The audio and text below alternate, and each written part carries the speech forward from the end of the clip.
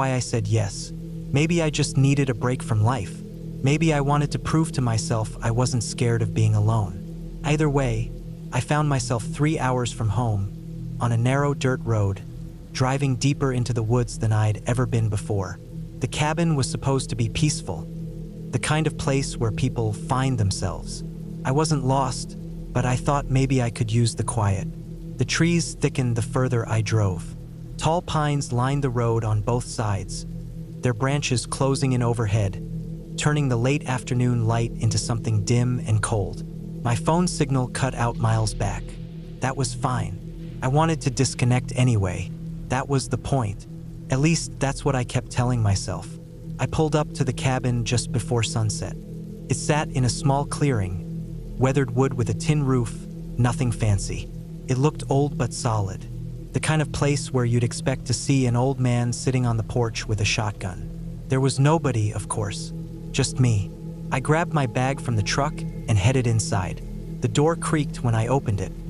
One of those long, groaning sounds that felt like it belonged in a horror movie. I chuckled under my breath. It was just a door. The inside was simple. A small kitchen, a living room with an old couch, a wood stove, and one bedroom in the back. No TV, no Wi-Fi. Exactly what I wanted. Or at least what I thought I wanted. I spent the first hour settling in. I checked the windows, tested the locks. Everything worked fine. The last thing I needed was to wake up in the middle of the night with a raccoon in the kitchen. I stacked some firewood by the stove and made dinner. By the time I finished eating, it was dark outside. Dark in a way I wasn't used to. There was no light out here, no streetlights, no glow from distant houses. Just black. I could hear the woods though, branches shifting, the occasional snap of a twig, the long, low creak of trees swaying in the breeze. It wasn't a bad sound, just constant, like the woods were alive. I sat on the couch for a while, reading. I tried to lose myself in the book, but I kept hearing little noises. Something tapping the window, something moving in the brush. I told myself it was nothing. Maybe a deer, maybe the wind. Then I heard footsteps, slow, heavy, crunching through the leaves. Not an animal. An animal doesn't walk like that, steady, deliberate. I froze. My eyes flicked to the window, but I couldn't see anything. I turned off the lamp and crouched by the wall, heart pounding. The footsteps circled the cabin. One slow lap, then another. I stayed still, barely breathing. After the third lap, they stopped. I waited. I don't know how long. 5 minutes, 10. My legs started to cramp, but I stayed put. Finally, I worked up the courage to look out the window. Nothing. I stayed awake most of the night, sitting in the dark, listening.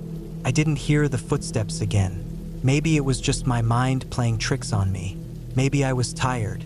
I told myself that a lot. By morning, it almost felt silly. The cabin looked normal again, peaceful even. I made coffee, stepped out onto the porch, and let the sunlight warm my face. The woods looked different in daylight, less threatening, but something wasn't right. The leaves by the window were disturbed, pressed down, heavy footprints. I crouched down and touched one. It was fresh, bigger than mine. I swallowed hard, trying to push the panic down. Maybe it was a hiker. Maybe someone got lost. But why circle the cabin? I checked the woods nearby, but there was nothing. No sign of anyone. I spent the rest of the day trying to shake the feeling, chopping wood, staying busy. I left the radio on to drown out the silence. By the time the sun started to set, I felt better. That didn't last. The footsteps came back that night, started the same slow, steady circling. I sat by the window, peeking through the curtain, heart hammering. I could see a shadow moving between the trees, tall, human, but not close enough to make out a face. I grabbed the fire poker from the wood stove. My hands were shaking. I didn't know what I was going to do with it, but it made me feel better to hold something. I thought about running to my truck, but I'd have to cross the clearing. Too exposed. I stayed inside. The footsteps kept circling. Every few minutes, they'd stop. I'd hold my breath, waiting. Then they'd start again. Slower this time, like whoever it was knew I was listening. Around 2 a.m., it stopped. I didn't sleep. The next morning, I checked the clearing. Same footprints, same heavy steps. This time, there were more of them, like they'd circled the cabin 5 or 6 times. I followed the tracks to the edge of the woods, but they stopped there like whoever it was had just disappeared. I packed my bag. I wasn't going to stay another night. I locked the cabin up and threw my gear in the truck. As I pulled out, I glanced at the treeline one last time. That's when I saw it. Something hanging from the tree. I stopped the truck and got out, heart pounding. I walked closer. It was an old shirt. Flannel, torn, stained with something dark. I looked closer. Blood. Not fresh, but not old either. I turned back to the truck, stomach twisting. That's when I noticed the note, tucked under my windshield wiper. Just one line, scrawled in shaky handwriting. "You're not the first." I drove out of there so fast I nearly ran off the road. I didn't stop until I hit the highway. I don't know who left that note. I don't know who was circling the cabin. But I know one thing, I'm never going back. I don't know why I agreed to watch the place. Maybe I just wanted a reason to get out of the city for a while. Breathe some fresh air, be alone with my thoughts. After everything that happened with work, I felt like I needed space. Time to think things through. That's what I told myself, anyway. My cousin Dan had been working this property for years, renting it out to hunters and hikers. It wasn't fancy, just a single-story cabin with a tin roof and a wood stove. But it was deep enough in the woods that you could go a whole weekend without seeing another person. That was the selling point. No people. No noise. Just check in on it for a few days, he said. Make sure no pipes burst. Maybe clear the snow off the porch if it gets bad. Easy enough. I drove out on a Friday afternoon, packed light. Just clothes, a couple of frozen meals, and a 6-pack. The drive took longer than I thought. Narrow back roads, no cell service. By the time I pulled into the driveway, the sun was already dropping behind the trees. The cabin sat at the end of a long dirt road, half buried in snow, the roof heavy with ice. The woods pushed in from all sides, thick and dark. I parked, killed the engine, and stepped out. The cold bit hard, that kind of cold that tightens your chest when you breathe. I grabbed my bag and headed for the porch. The snow crunched loud under my boots. The front door creaked as I pushed it open. Inside, the air was stale still. A faint smell of wood smoke and dust hung in the room. I flipped the light switch, but nothing happened. Right, no power. I found the flashlight Dan left on the counter and clicked it on. The cabin was small. One main room with a couch and a wood stove, a tiny kitchen off to the side, and a bedroom in the back. Nothing fancy. I tossed my bag on the couch and started a fire. The heat came slow. I sat there for a while, listening to the crackle of the wood, feeling the warmth crawl back into my hands. I cracked a beer, took a long sip, and exhaled. This was what I needed. Quiet. Or at least that's what I thought. I woke up around midnight to the sound of something knocking. 3 sharp thuds. I sat up fast, heart pounding. The fire had burned down to embers, the room dim and shadowed. I held my breath, listening. Another knock, this time softer. Not on the front door. It was coming from the back of the cabin. I grabbed the flashlight, heart pounding, and moved toward the window. I peeled back the curtain just enough to see outside. The woods were dark, still. Snow falling in slow, lazy drifts. I scanned the yard. Nothing. I checked the back door, still locked. The windows, too. I told myself it was nothing. Old wood shifts. Branches fall. I went back to bed, but I couldn't sleep. I kept thinking about that sound, how it was too sharp to be the wind, too deliberate. I lay there for an hour, maybe 2, listening. The only sound was the wind breathing through the trees. In the morning, I checked outside.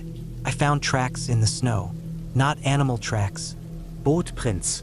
They circled the cabin once, then disappeared into the woods. My stomach dropped. I followed them a few yards, but they got harder to see where the trees thickened. Whoever it was, they came close. Too close. I went back inside, locked the doors again, and lit another fire. I told myself it was probably just a hunter passing through. Maybe he got lost.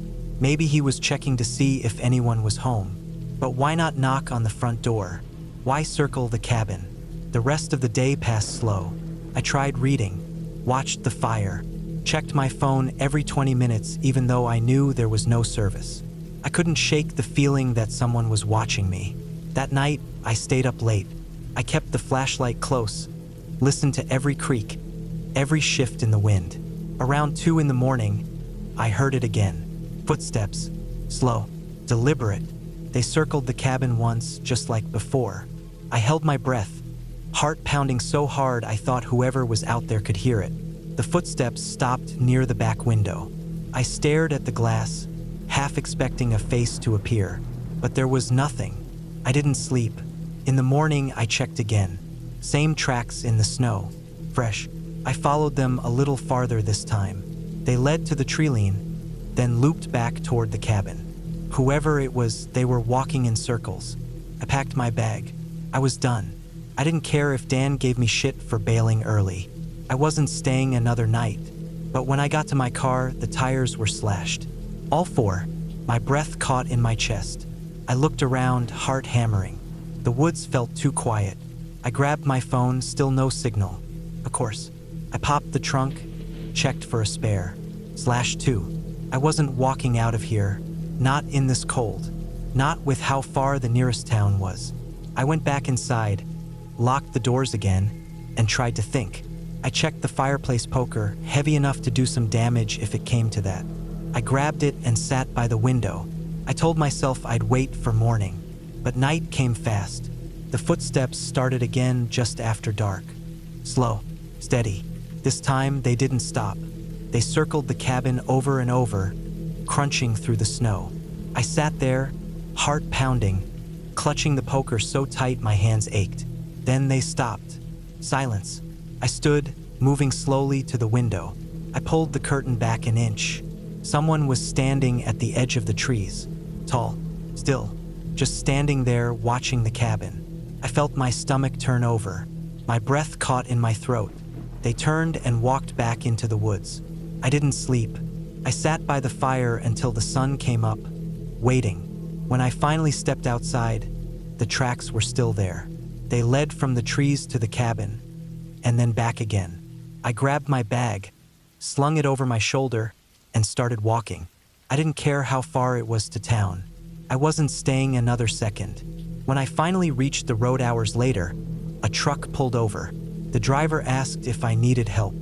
I told him my car broke down. I never went back for it, and I never found out who was watching me. I'm not sure I want to. I've never been the kind of guy who scares easy. I grew up in the mountains of Colorado, where the woods were my backyard. I could hike for hours, pitch a tent in the dark, and sleep through the night with nothing but the sound of the wind in the trees. So when my buddy canceled our weekend camping trip last minute, I decided to go alone. It wasn't supposed to be a big deal, just 2 nights out by White Ridge Lake. I packed light, a tent, some food, a flashlight, and my old hunting knife. I didn't think I'd need it. The drive took about 2 hours. The dirt road leading to the trailhead was rough, shaking the truck so hard I thought my toolbox might come loose. When I got there, the parking lot was empty. Good. I liked it better that way. Fewer people, fewer problems. I slung my pack over my shoulder and started down the trail. The first few miles were peaceful. The sun was out, the sky was clear, and the pines smelled like home. By the time I reached the lake, it was late afternoon. The water was still, reflecting the trees like glass. I found a spot near the shore, where the ground was flat and soft. It took me 15 minutes to set up camp. The tent went up easy, and I gathered some wood for the fire. I wasn't in a rush. I had all the time in the world. The first sign that something was off came just after sunset. I was sitting by the fire, eating a can of chili, when I heard something in the woods behind me. It wasn't loud, just a crack, like a branch snapping underfoot. I figured it was a deer, maybe a raccoon. I kept eating, but it happened again. Another crack, closer this time. I put down the can and turned my head toward the trees. My flashlight was in my lap, so I clicked it on and pointed it into the woods. Nothing, just trees and shadows. I told myself it was nothing, I've camped enough to know the woods are full of noises. Animals move, trees creak. It's normal. I went back to my dinner, but my ears were on high alert now, waiting for the next sound. It came about 10 minutes later. Not a crack this time, but a low growl. Faint but deep, sent a chill down my spine. I stood up and shined the flashlight into the woods again, moving it slow from left to right. That's when I saw the eyes. 2 of them, reflective and low to the ground, staring right at me. I froze. They didn't move. I couldn't tell how far away they were, but they were too low to be a deer, too wide-set to be a raccoon. My heart was pounding now. I slowly reached for my knife and took a step back toward the fire. The eyes blinked once. Then they were gone. I didn't sleep that night. I sat by the fire until it burned down to coals, gripping my knife so hard my fingers went numb. I kept hearing things, rustling, breathing, the occasional snap of a twig, but every time I shined the light, there was nothing there. I told myself it was my imagination. Maybe it was, but it didn't feel like it. By morning, I convinced myself I was being paranoid. Animals get curious. It happens. I packed a lunch and went for a hike, trying to shake off the nerves. The woods felt different now, quieter, like the trees were holding their breath. I kept checking over my shoulder, but there was never anything there. When I got back to camp, the first thing I noticed was the tent. The front flap was open. I was sure I'd zipped it shut when I left. My stomach dropped. I walked over, heart pounding, and looked inside. Everything was still there. My sleeping bag, my pack, but the bag was open. Someone had gone through it. My food was scattered across the ground, some of it torn open. That didn't make sense. Bears don't unzip tents.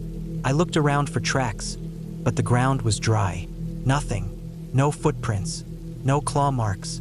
But the feeling that I was being watched was stronger now, crawling up the back of my neck. I built another fire, bigger this time, and sat with my back to it, facing the woods. That's when I heard it again, the growl. Louder this time, closer. My flashlight was in my hand before I realized it. I shined it into the trees, but there was nothing there. I kept it on, sweeping the woods in slow circles. That's when I saw the shape. Low to the ground, dark, moving between the trees. I could only catch glimpses of it. Fur, maybe, or something like fur. It was too big to be a coyote, too fast to be a bear. I could feel my heartbeat in my throat. It circled the camp, staying just out of the light. I could hear its breathing now, deep, steady, like it was taking its time. I yelled, throwing a rock toward the sound. The movement stopped. For a second, there was silence. Then it let out a growl so deep I felt it in my chest. I packed my gear in under a minute. I didn't care if I left something behind. I just needed to get out.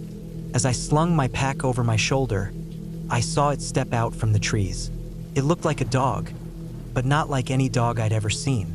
Its back was arched, legs too long, fur matted with mud. Its head hung low, ears flat against its skull. I could barely see its eyes in the dark, but I could feel them. I ran. I could hear it behind me, branches snapping as it followed. I didn't look back. I ran until my lungs burned, until my legs gave out. When I finally stopped, the woods were silent. It didn't follow me out of the woods. I made it back to the truck at sunrise, heart still pounding. I never went back to White Ridge Lake. Some animals are just animals, but some things, they watch you, and they wait. I hadn't planned to stay in the cabin for long. Just a weekend, 2 nights, maybe 3 if I felt like it. It wasn't my place. It belonged to an old friend from college who had a habit of collecting remote properties he rarely visited. I didn't ask why he bought it. People buy things for all sorts of reasons. Some just like to know they own something out where nobody can bother them. That was why I came, to get away from things. Work was dragging me under, and I was tired and away sleep didn't seem to fix anymore.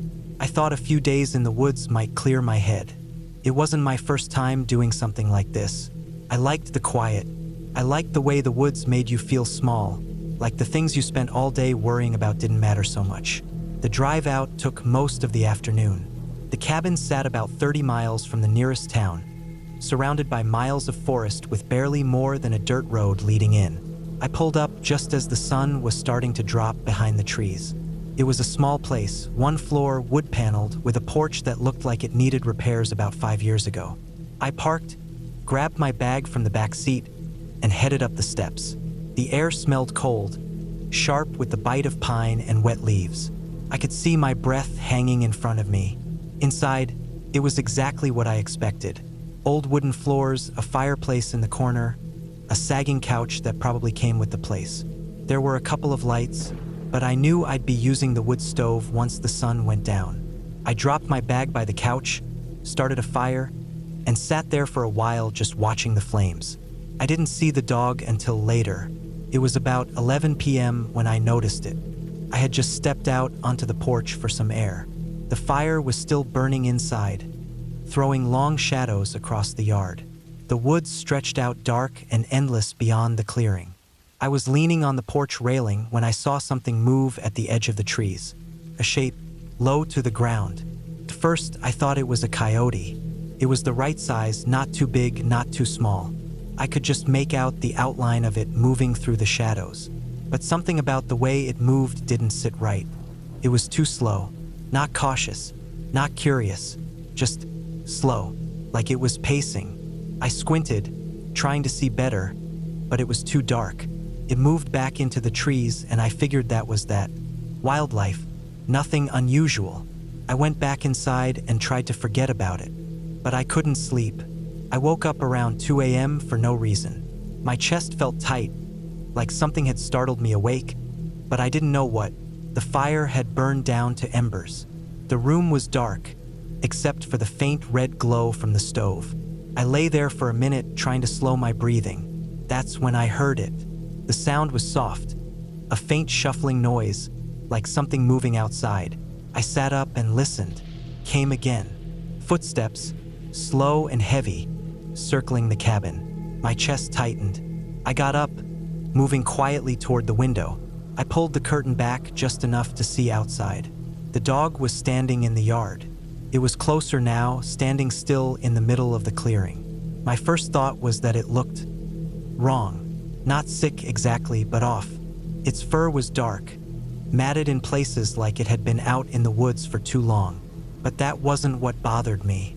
It was the way it was staring at the cabin. Not barking, not sniffing around, just staring, standing perfectly still with its head slightly tilted. I couldn't see its eyes from where I was, but I could feel them. It watched the cabin like it was waiting for something. I stayed at the window longer than I should have. My breath fogged the glass. I thought about going outside, maybe shouting to scare it off, but something stopped me. I went back to bed, but I didn't sleep. In the morning, I checked the yard. There were paw prints in the snow, big ones. They circled the cabin once, then led back to the woods. I stared at them for a long time, trying to convince myself it wasn't weird. Maybe it was just a stray, but strays don't act like that. I spent the day keeping busy. I chopped wood, cleaned up around the porch, tried to read. But I kept thinking about the way the dog had just stood there, like it wasn't scared of me, like it had all the time in the world. When night came, I locked the door, twice. I tried not to look out the windows, but by 11 p.m., I couldn't help myself. I pulled the curtain back just enough to check the yard. It was there again. Same spot, same stillness. This time I could see its eyes, two dim reflections caught in the moonlight. It wasn't looking at the cabin. It was looking at me. My chest tightened. I let the curtain fall and stepped back. My hands were shaking. I sat on the couch with the fireplace poker in my lap, waiting for something to happen. But nothing did. I must have fallen asleep at some point. When I woke up, the sun was just starting to rise. I checked the yard. The paw prints were everywhere, not just around the cabin this time. They led to the porch, to the door. My stomach dropped. I checked the handle. It was scratched, faint but noticeable. I locked it again.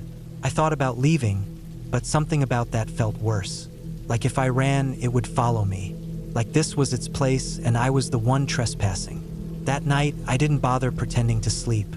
I sat by the fire with the lights off, listening. The woods were quiet, too quiet, the kind of silence that rings in your ears. Around 2 a.m., I heard the footsteps again. They came slow, steady. I stayed by the fire, heart pounding. I didn't check the window this time. Then I heard it breathing, right outside the door. Slow, heavy breaths. In. I don't know how long I sat there, holding my breath, but eventually the breathing stopped. When I finally looked outside at sunrise, the paw prints circled the house a dozen times. I packed my things and left without looking back. I never saw the dog again, but I still wonder what would have happened if I'd opened the door. I wasn't planning to stay long, just a weekend at the cabin to clear my head, get away from everything for a few days. Work had been eating me alive, and I needed the kind of silence you can't get in the city. The cabin wasn't even mine. It belonged to my uncle, but he hadn't been there in years. He said I could use it whenever I wanted. I guess I thought it would feel like a vacation. No deadlines, no notifications, just the woods and me. The drive took half a day. Paved roads turned to gravel, then gravel to dirt. By the time I pulled up, the sun was starting to dip behind the trees. The place looked about how I remembered, old but solid. Single-story, wood-paneled, with a porch that sagged just a little on one side. There was a fire pit out front and a woodpile stacked high enough to last a month. It was quiet, really quiet, the kind of quiet that makes you feel like you're the only person left in the world. I grabbed my bag from the car and headed inside. It smelled like old wood and cold air. I tossed my stuff on the couch, cracked a beer, and sat by the window for a while, watching the sun bleed out behind the trees. That first night, nothing happened. I sat by the fire until I got tired, then crashed hard. It felt good to sleep that deep, the kind where you close your eyes and it's morning before you even realize it. I woke up to sunlight pouring through the windows. I spent most of the next day outside, hiking some of the trails that ran behind the cabin. The woods were thick, mostly pine and birch, with a carpet of dead leaves that muffled every footstep. After a few miles, I stopped by a creek to rest. The water was cold and clear, running over smooth rocks. I remember thinking how still everything felt. No birds, no wind, just the sound of water. That was when I noticed the smell. It hit me all at once, thick and sour, like wet fur and rotten meat. I thought maybe something had died nearby, but the more I smelled it, the more it felt wrong. It wasn't just dead. It was stronger, heavier, like something that had been left out too long. I got up and started back toward the cabin. The feeling stayed with me the whole way, like I was being watched. I kept telling myself it was nothing, just my nerves playing tricks. I was alone. There was nothing out there. But when I got back to the cabin, I noticed something right away. The woodpile had been knocked over, not like it had fallen, more like something big had gone through it. Logs were scattered everywhere, some cracked in half. I stared at it for a while, trying to figure out what could have done that.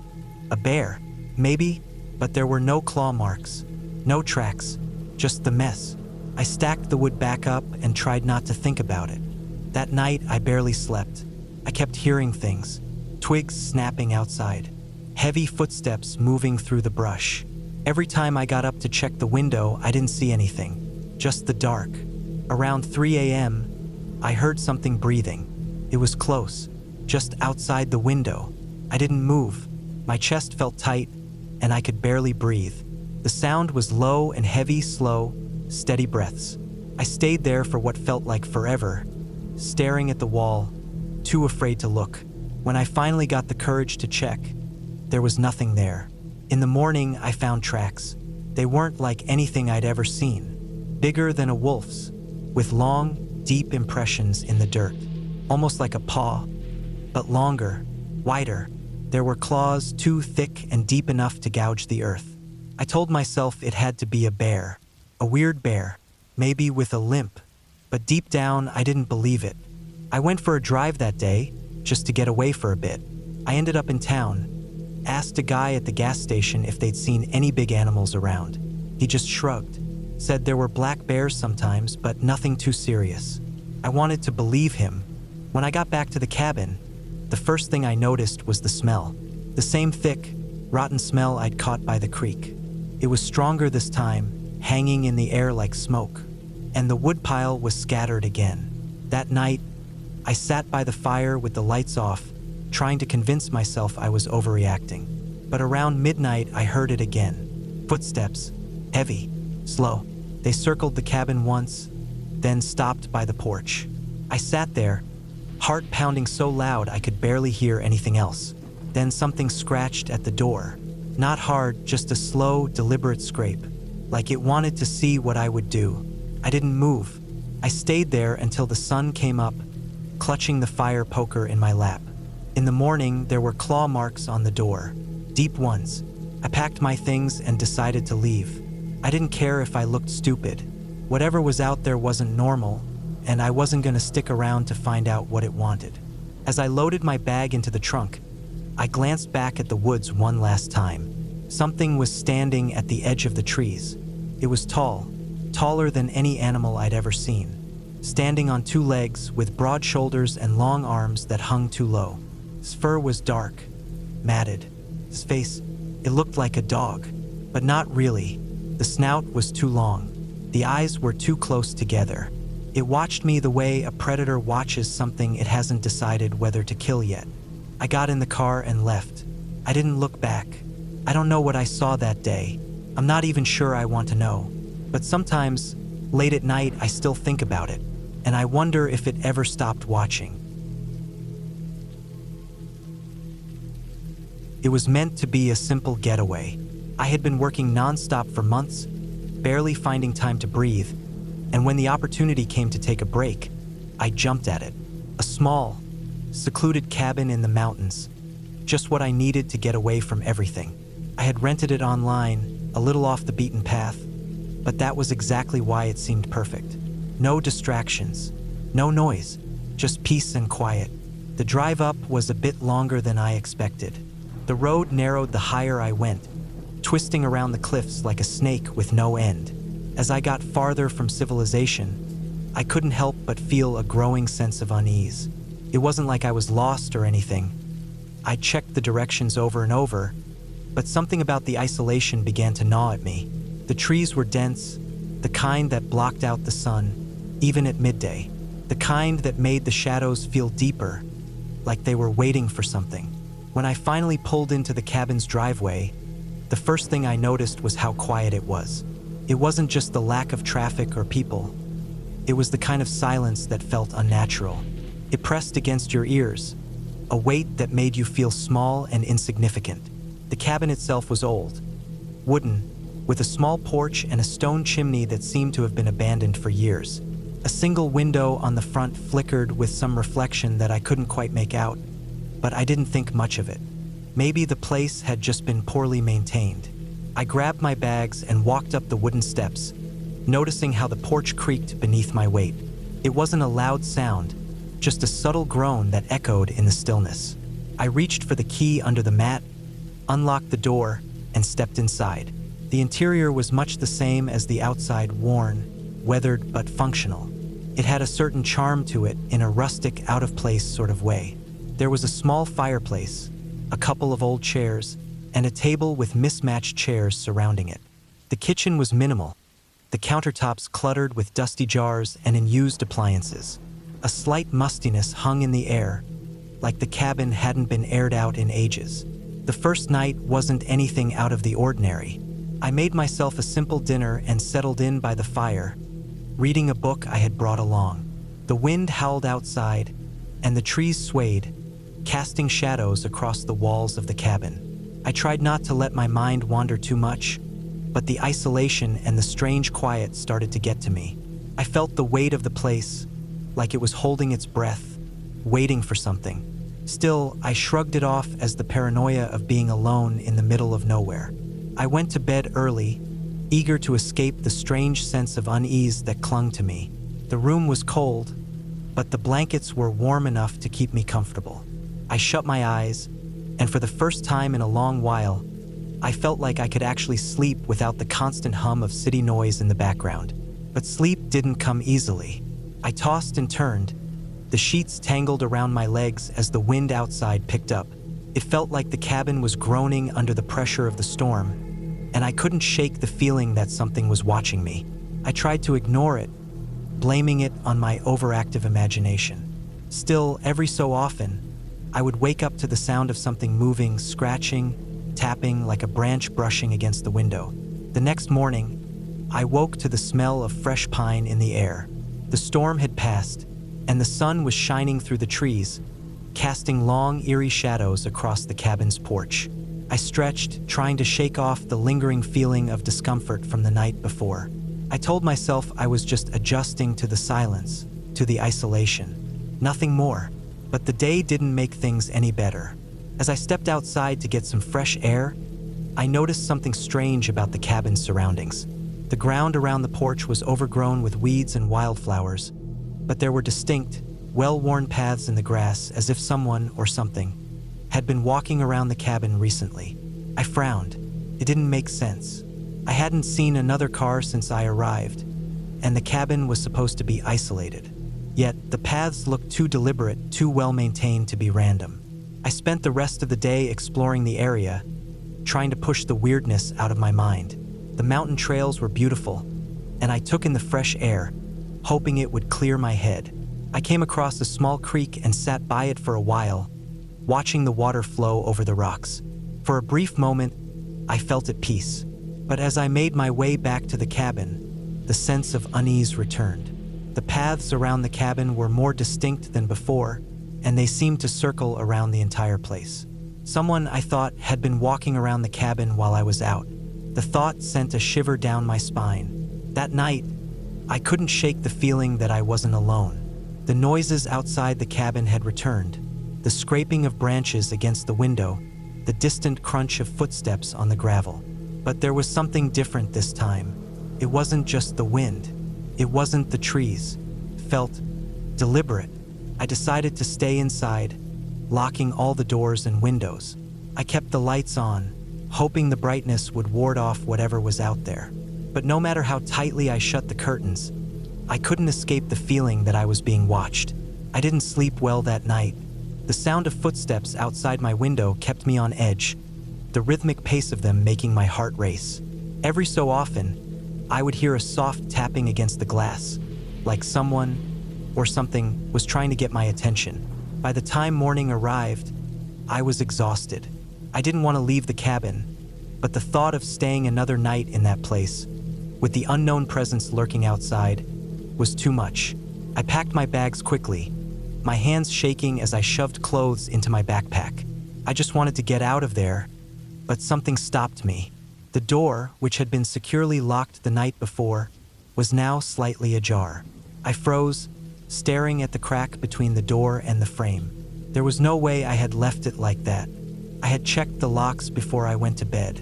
My mind raced, trying to piece together what had happened. Had I forgotten to lock it? Or had something, opened it while I was asleep? I pushed the door open, ready to leave, but then I saw her. She was standing on the porch, just outside the door. A woman, older than I expected, with long, unkempt hair that fell in tangled strands around her face. Her clothes were worn, like she had been living in them for days. Her eyes were fixed on me, empty and cold, like there was nothing behind them. She didn't move, just stood there, staring at me. I didn't know what to do. The hair on the back of my neck stood up as I slowly backed away from the door. She didn't follow me, didn't make a sound. She just stood there, her gaze locked onto mine. I didn't know how long I stood there, frozen, but eventually, I gathered enough courage to move. I bolted for my car, throwing my bags into the back seat and starting the engine without even thinking.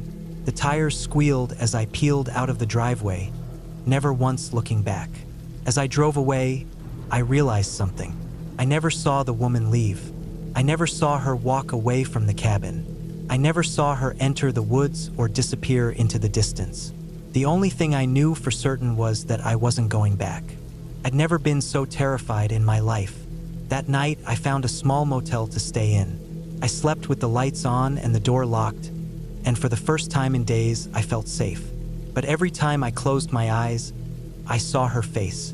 The woman standing on the porch, staring at me with those empty, lifeless eyes. I never went back to that cabin, and I don't think I ever will. I thought it would be peaceful. That's what everyone says about the woods. It's quiet, it's calm, it clears your head. I believed it. After the past few months, I needed that quiet more than anything. I was exhausted. My job was draining me, and every day felt like a copy of the one before it. I couldn't remember the last time I woke up without feeling tired. So when I found that cabin listing online, small, isolated, deep in the mountains, it felt like a sign. A week out there, I told myself, and I'd feel normal again. The drive up took longer than I expected. The farther I went, the worse the roads got.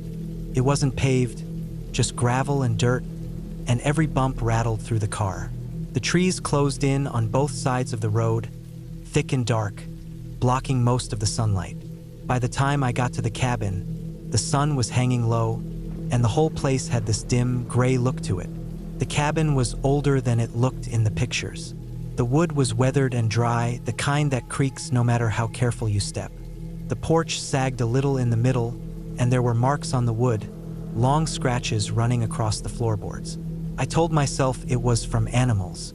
Inside was simple, a small kitchen, one bedroom, a fireplace, and some old furniture that smelled like dust. It wasn't cozy exactly, but it wasn't terrible either. I could live with it for a week. The first night was normal enough.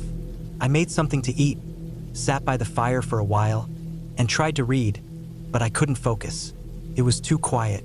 Not the kind of quiet you get in the city.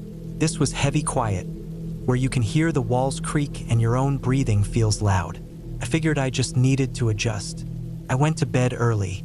I was more tired than I realized. I fell asleep fast, but something woke me up in the middle of the night. I didn't know why at first. I just opened my eyes and felt off. It was dark, and the room felt colder than before. I stared at the ceiling, listening. That's when I heard it. Faint footsteps, slow and heavy, just outside the cabin. My chest tightened. I sat up in bed, holding my breath. They weren't close, but they were steady, crunching softly over the gravel path, moving around the cabin. I waited, heart pounding. Maybe it was an animal, I thought, a deer or something, but the footsteps were too slow, too steady. I sat there, listening until they faded into the distance. I told myself it didn't matter. It was nothing, but I barely slept the rest of the night. The next day felt normal again. The sun was out, and it was warmer. I went for a hike, spent a few hours near the creek, and tried to push the night out of my mind. When I got back to the cabin, I saw something I hadn't noticed before. Footprints in the dirt by the porch, bare feet. They were small, narrow, but deep enough to see the shape clearly. I crouched down, staring at them. They led from the trees to the side of the cabin, then disappeared around the back. My chest tightened again. I wasn't sure what to think. It had to be a mistake. Maybe the shape wasn't as clear as I thought. Maybe I was imagining it. I walked around the cabin, following the path. The footprints circled the whole place. Once, twice. Then they stopped right at the base of the porch stairs. I stared at the last print for a long time. Whoever or whatever it was had been standing right there, just a few feet from the door. I went inside and locked every door and window. That night, the footsteps came back. I heard them around midnight, starting slow and distant, getting closer. I sat up in bed, heart pounding. They circled the cabin again. Once, twice, just like before. I tried to look through the window, but it was too dark. I couldn't see anything. I kept telling myself it was an animal, that I was overreacting. But I didn't believe it. I sat there, frozen, until the footsteps faded away again. The next morning, I found more footprints. The same bare feet, the same slow path circling the cabin. My stomach twisted when I noticed something new. The prints were closer to the cabin this time, right up against the walls like someone had been leaning against the wood. I started to feel sick. I spent the whole day trying to calm myself down. I went for another walk, but I couldn't shake the feeling that I was being watched. Every time I stopped, the woods felt too still. I kept looking over my shoulder. Nothing. But that feeling stayed with me. That night, I couldn't sleep. I sat in the chair by the fireplace, watching the window. I don't know what I was waiting for, but I couldn't stop myself. Around 2 a.m., I saw her. She came from the trees, moving slow, like she had all the time in the world. She was thin, older, her hair long and dark. She wasn't wearing shoes. She wasn't wearing much of anything, just something pale, loose. She walked to the cabin like she'd done it 100 times before. Calm. I couldn't move. I barely breathed. She circled the cabin, the same slow path I'd heard every night. When she reached the front, she stopped, stood at the bottom of the porch stairs, and then she looked at me. She didn't blink. She didn't move, just stared. I sat frozen in the chair. My hands were shaking, but I didn't dare move. I kept waiting for her to do something. Come closer, walk away, but she didn't. She just stood there watching the window. I don't know how long it lasted. Minutes, maybe an hour. But eventually she turned, walked back into the woods. I didn't sleep. I packed my things as soon as the sun came up. I didn't care if I left anything behind. I just wanted to go. When I walked out to my car, I noticed something by the porch stairs. Another footprint, deeper this time, like she'd been standing there for hours. I didn't look back. I drove until the mountains disappeared behind me. I still don't know who she was. I never found out. I never reported it. I told myself I didn't want to sound crazy, but the truth is, I didn't want to know. I just know I'm never going back. And sometimes, late at night, I swear I can still hear those footsteps. I wanted to be alone. That was the whole point. No phone calls, no emails, no people. Just a few days in the mountains, away from all the noise. I found the cabin through some rental site. Nothing fancy, just 4 walls and a roof surrounded by trees. It seemed perfect. The drive out there was long, but I didn't mind. Once I left the highway, the roads turned to gravel. The trees got thicker the farther I went, swallowing the road in dark green shadows. By the time I pulled up to the cabin, it was late afternoon. The sun hung low, stretching long beams of light through the trees. The whole place had that quiet, earthy smell of pine and dirt. The cabin itself was small, 1 bedroom, a tiny kitchen, and a porch that faced the woods. It looked older than I expected, but it was clean enough. The kind of place where you could tell people didn't stay long. I liked that, felt private. I parked the car, grabbed my bag, and went inside. The air inside was still and cool. The floors creaked under my boots, and the windows were small enough to make the place feel darker than it was. I dropped my bag in the bedroom, opened a few windows to air it out, and sat on the porch with a beer. That first night was calm. The woods were dark, but not in a creepy way, just quiet. The wind moved through the trees in slow, steady waves. I sat on the porch until the sun went down, staring out at the woods. Felt good to breathe, good to be still. I went to bed early. I don't know what time I woke up, but it was still dark. The kind of dark where you can't even see the outline of your own hand. I lay there for a second, wondering why I was awake. Then I heard it, a sound, quiet but sharp, like metal tapping against metal. I sat up in bed, my heart pounding. The noise came again, a quick, faint clink, then silence. It was coming from outside. I slid out of bed and moved to the window.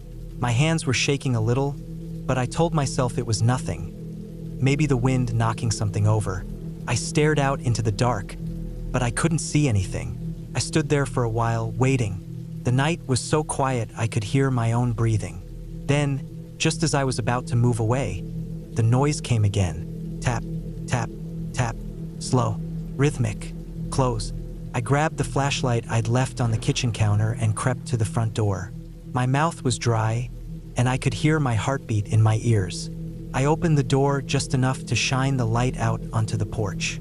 Nothing. The porch was empty. No animals, no branches, nothing that could have made the noise. I stepped outside, shining the light toward the woods. My breath clouded in the cold air. I swept the light across the trees, left to right, then back again. Nothing moved. I went back inside, locked the door, and stayed awake until the sun came up. The next day felt normal again. I tried to laugh it off. Maybe it was just the house settling or the wind knocking something loose. I spent most of the day hiking, wandering the trails near the cabin. By the time I got back, the sun was low again, casting that same warm light through the trees. I checked the porch before I went inside. The wood was dry, nothing out of place. I made dinner, had another beer, and tried to relax. I even convinced myself I'd been overthinking the whole thing. That night, the noise came back. Started around midnight. I was half asleep when I heard it again. The same slow, tapping sound. This time, it wasn't metal. It was softer, heavier, like something knocking against the side of the house. I sat up in bed, my whole body tense. The knocking came again, steady, calm. It circled the cabin. I held my breath, trying to listen. The noise moved, slow and deliberate, from one wall to the next. I felt the hair on my arms stand up. My chest felt tight. I got up, heart pounding, and grabbed the flashlight. I didn't want to go outside. I told myself it was an animal, a deer, a raccoon, something harmless. But I knew it wasn't. I could feel it in my gut. I crept to the window and lifted the edge of the curtain just enough to peek out. There was someone standing in the woods. I couldn't make out their face, but I saw the shape, tall, still. They were standing between the trees, half hidden in the shadows. Just standing there, watching the cabin. My breath caught in my throat. I dropped the curtain and backed away from the window, my pulse hammering in my ears. I stood there, frozen, waiting for something to happen. Nothing did. The knocking stopped. The woods went quiet. I stayed awake until morning. By the time the sun came up, I felt like I was losing it. I went outside to check, half expecting to find footprints or something left behind. But the ground was clean. No marks. No signs anyone had been there. I spent the whole day feeling like I was being watched. Every time I went outside, I caught myself glancing at the trees. I left the cabin for a while, drove into town just to be around people. I thought about telling someone, but what would I even say? That someone knocked on my walls and stared at me from the woods? When I got back to the cabin, the sun was already going down. I parked the car, grabbed my bag, and started toward the porch. Then I saw it. A rope. It was tied to one of the porch posts, thin and worn. It hung loosely, swinging slightly in the breeze. I didn't remember seeing it before. My stomach dropped. I checked the door. It was still locked, but something felt wrong. I went inside, locked the door behind me, and tried to calm down. I kept telling myself I was being paranoid, but I couldn't shake the feeling that someone had been there while I was gone. That night, I stayed up with the lights on. I kept the flashlight in my lap, watching the windows. The hours crawled by. Nothing happened. No knocking. No footsteps. By the time the sun came up, I felt drained. I packed my things. I was done. I wasn't going to wait around to see what happened next. I locked the cabin, threw my bag in the car, and started down the gravel road. About a mile down the road, I saw something. The same rope. It was tied to a tree branch this time, hanging low enough to brush the roof of my car as I passed. I kept driving. I didn't stop. When I got home, I tried to forget about it. But every now and then, I dream about that cabin. I dream about the knocking, the rope. And when I wake up, I check the windows, just to make sure no one's standing there. I never went back. I never found out who it was. And I don't think I want to. I don't know why I thought a cabin would fix anything. Maybe it was the quiet I wanted, or at least the idea of it. I was sick of people, sick of the city, sick of waking up every morning with my chest feeling tight for no reason I could explain. I told myself I needed a break, just a week away somewhere remote. No calls, no emails, just me, the woods, and nothing else. I found the cabin online. It wasn't much, a little one-bedroom in the middle of nowhere. No Wi-Fi, no neighbors for miles. The photos made it look cozy. I pictured myself sitting by the fire at night with a drink in my hand and nothing to worry about. It sounded perfect. The drive up there was longer than I thought it would be. Once I left the highway, it was just back roads and gravel. The kind of roads where you feel every bump through the steering wheel. The trees got thicker the farther I went, the sunlight fading behind the branches until the road felt like a tunnel. My phone lost service about 30 minutes before I got there. That was fine with me. That was the point. When I finally pulled up, the place looked smaller than I expected. The wood was dark and weathered, and the porch sagged a little on one side. The windows were small, and the roof was patched with mismatched shingles. It wasn't falling apart, but it had that feeling like no one had lived there in a long time. Still, I told myself it was fine. I unlocked the door and stepped inside. The air smelled old wood, dust, and something faintly sour. The floor creaked under my boots. There wasn't much to the place. A couch, a tiny kitchen with a scratched-up table, and a bedroom with a bed that looked like it hadn't been slept in for years. I dropped my bag on the couch and opened the windows to let some fresh air in. By the time I settled in, the sun was starting to go down. I sat on the porch with a beer, staring out at the trees. The woods were so still. No cars, no voices, no city noise. Just the sound of the wind moving through the branches. It should have felt peaceful. Didn't. It was too quiet. I went to bed early. I was exhausted from the drive, and I figured a good night's sleep would help. I left one of the windows cracked for the fresh air and pulled the blanket over my head. I was out in minutes. I woke up in the dark. At first, I didn't know why. I just opened my eyes, heart pounding, with that tight, sinking feeling in my chest. The room was cold. I could hear the wind outside, slow and steady. I lay there for a minute, breathing quietly, trying to calm myself down. Then I heard it. A single footstep. Slow, deliberate, just outside the cabin.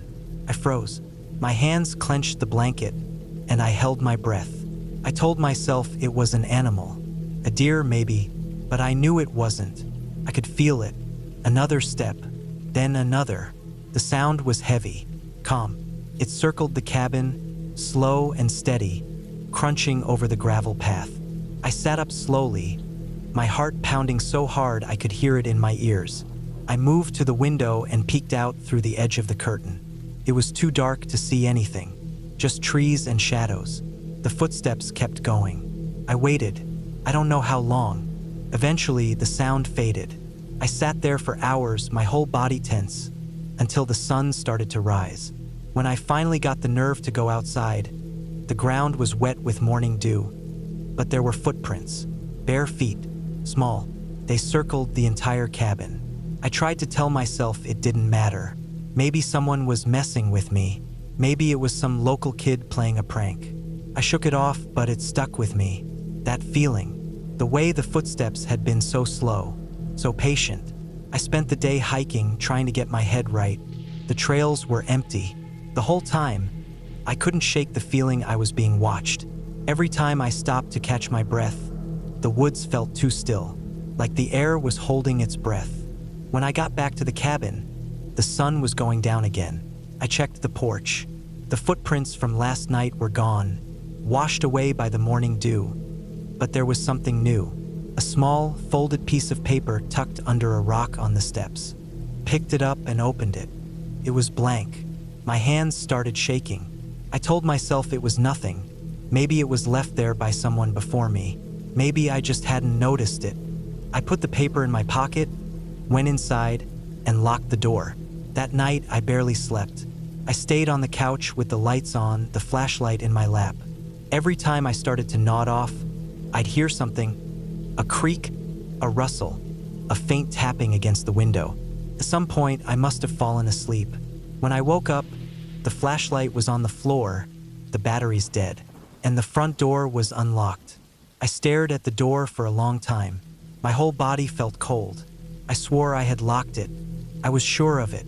I checked the porch again. Another folded piece of paper was there, left in the same spot.